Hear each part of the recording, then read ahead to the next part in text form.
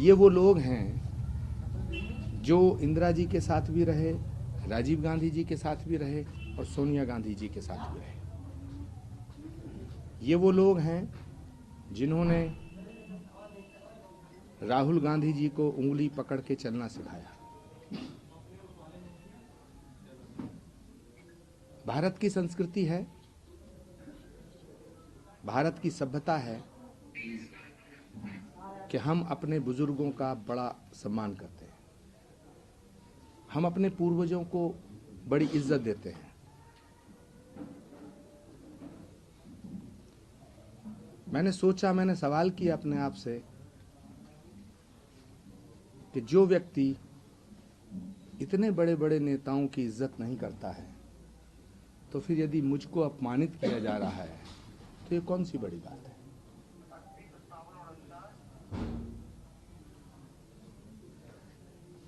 महाभारत में सारे महारथियों ने मिलकर षड्यंत्र के तहत एक निहत्थे अभिमन्यु का वध किया था।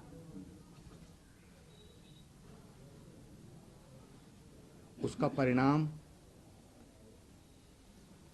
इतिहास में दर्ज है। सवाल आचार्य प्रमोद कृष्णम के निष्कासन का नहीं है, सवाल इस बात का है कि वो कांग्रेस जो महात्मा गांधी की कांग्रेस थी, वो कांग्रेस जो सुभाष चंद्र बोस, पंडित जवाहरलाल नेहरू, मौलाना आज़ाद और इंदिरा गांधी की कांग्रेस थी, आज उस कांग्रेस को किस रास्ते पे ला करके खड़ा किया गया है। क्या कांग्रेस में रहने का मतलब है कि हमें चमचागिरी करनी जरूरी है? क्या कांग्रेस में रहने का मतलब है कि हमें झूठ बोलना जरूरी है? क्या कांग्रेस में सिर्फ वो रह सकते हैं जो सनातन को मिटाने की बात करें? क्या कांग्रेस में सिर्फ वो रह सकते हैं जो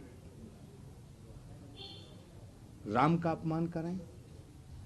क्या कांग्रेस में सिर्फ वो लोग रह सकते हैं जो हिंदू धर्म को और हिंदू आस्था को ठेस पहुंचाने का काम करें?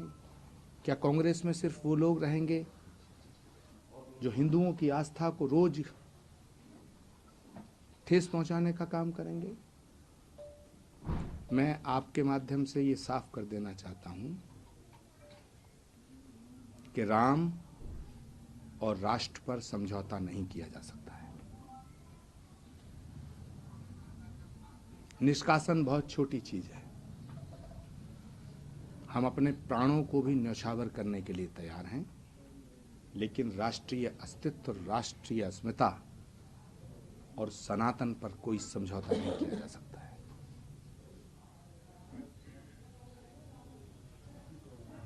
मैं आज मुक्त हुआ। श्री कल्की धाम का शिलान्यास समारोह 19 फरवरी को हो रहा है और मुझे फक्र है, मुझे गर्व है इस बात का कि भारत के प्रधानमंत्री, भारत के यशस्वी प्रधानमंत्री, भारत के ओजस्वी प्रधानमंत्री, भारत के तपस्वी प्रधानमंत्री आदरणीय श्री नरेंद्र भाई मोदी श्री कल्की धाम की आधारशिला रखने आ रहे हैं। पत्रकार साथियों,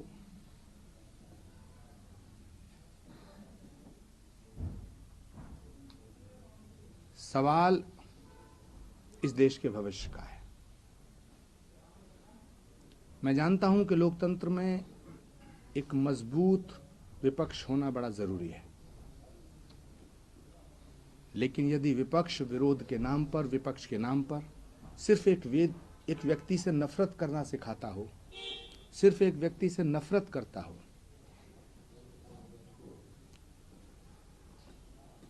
तो देश का लोकतंत्र खतरे में पड़ता है।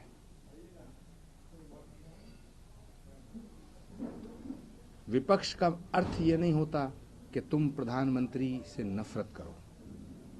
मौजूदा जो विपक्ष है, ये मुझे अफसोस के साथ कहना पड़ रहा है, कि ये नरेंद्र मोदी से इतना नफरत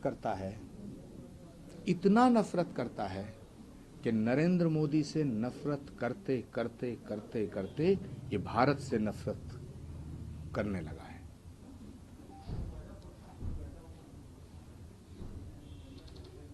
अपना दृष्टिकोण बदले बिना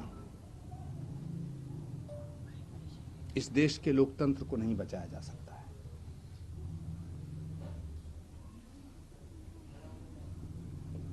मैं आज बड़े पवित्र भाव से, बड़ी पवित्र भावनाओं से ये कहते हुए बड़ा आनंदित हूं कि मैंने कांग्रेस को नहीं छोड़ा। स्वर्गीय राजीव गांधी जी को जो मैंने वचन छात्र जीवन में दिया था, मैंने उसको नहीं तोड़ा।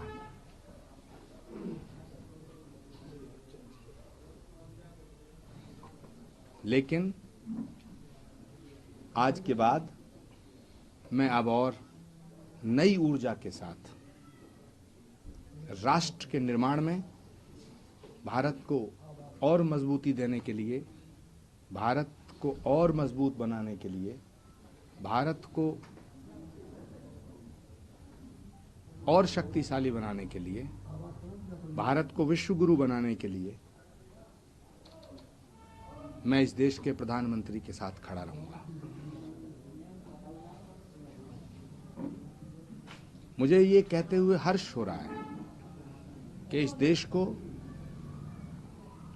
एक सुयोग्य, सुसंस्कृत, समर्थ नेतृत्व की आवश्यकता थी, जो नरेंद्र मोदी जी ने पूरी की है।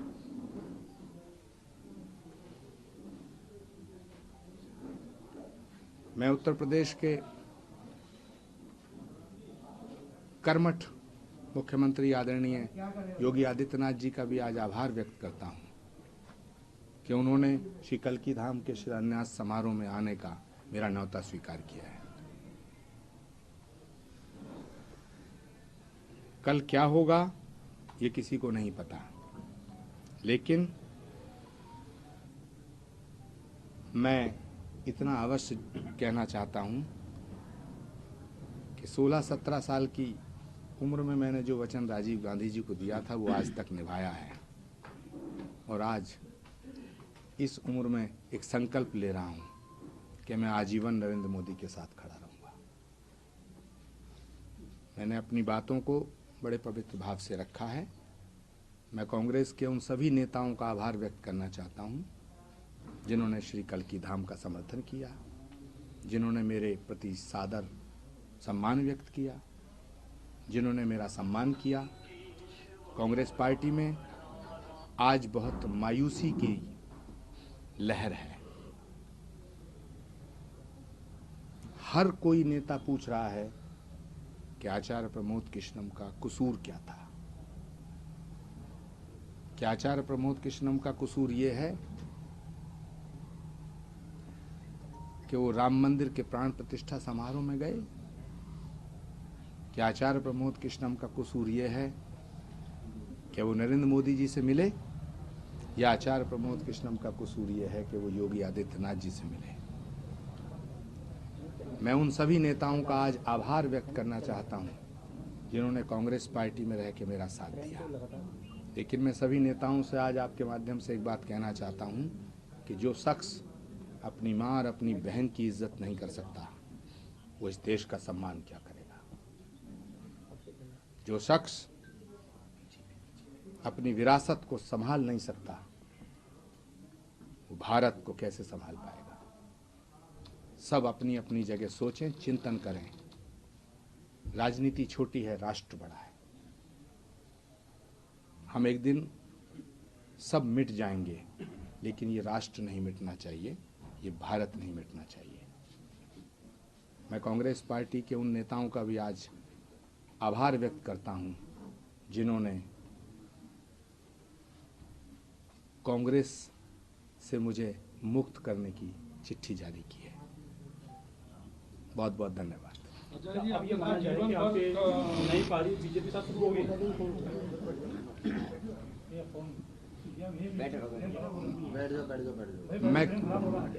मैं कहाँ जाऊंगा ये मुझे भी नहीं पता। मुझे भगवान पे भरोसा है, वो जहां मुझे भेजेगा मैं वहां जाऊंगा। सर, आपने कहा है कि आप प्रधानमंत्री के साथ बिल्कुल कंधे से कंधा मिलाकर खड़े हैं, देश की तरक्की के लिए खड़े हैं। माना जा सकता है कि जिस तरह से आपने राजीव गांधी जी को वचन दिया था, अब मोदी जी को दिया जा रहा है, तो ये साकार होगा पूरा? आप बीजेपी का मैं नरेंद्र मोदी जी के साथ हूं और नरेंद्र मोदी देश के साथ है। सर, आप लंबे समय कांग्रेस में रहे हैं, आप सीनियर पद पे रहे हैं, अब इतना लंबा अरसा गुजरने के बाद बहुत सारे दोस्त भी हो गए, जैसे कांग्रेस